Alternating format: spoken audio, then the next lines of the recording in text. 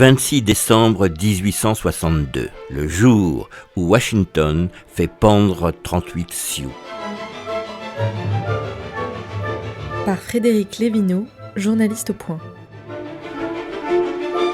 En août 1862, les guerriers Sioux de la réserve du Minnesota partent sur le sentier de la guerre. Ils en ont marre de crever de faim parce que Washington ne leur verse pas les subsides promis lors de leur reddition. Le 17 août, 5 premiers blancs sont tués.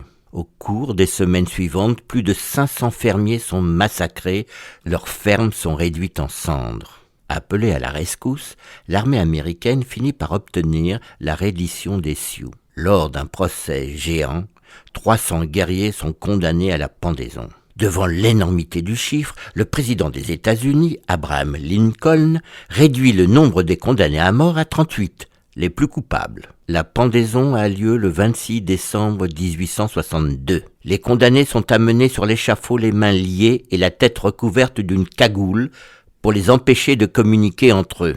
Les Sioux chantent pour se donner du courage. Les soldats chargés de la pendaison placent chacun d'eux sous un nœud coulant, car l'exécution doit être simultanée. L'échafaud est entouré par de nombreux fermiers blancs, tous victimes de la révolte indienne. La vue des condamnés leur fait pousser des cris de fureur, mais très vite, ils se taisent, impressionnés par ces hommes qui attendent vaillamment leur sort. Alors les condamnés entonnent le chant de la mort en se balançant d'avant en arrière et en hurlant des « hi-hi-hi-hi ». Certains veulent qu'on leur enlève leur capuche, d'autres crient leur nom et celui de leurs amis. Quelques-uns parviennent à desserrer leurs liens pour saisir la main de leurs voisins. À 10 heures, 3 roulements de tambour déclenchent le silence. Le marshal fait signe d'ouvrir les trappes situées sous les pieds des Sioux. Les 38 corps plongent dans le vide, les mains se séparent brutalement, les nuques se brisent. Le silence retombe sur l'échafaud.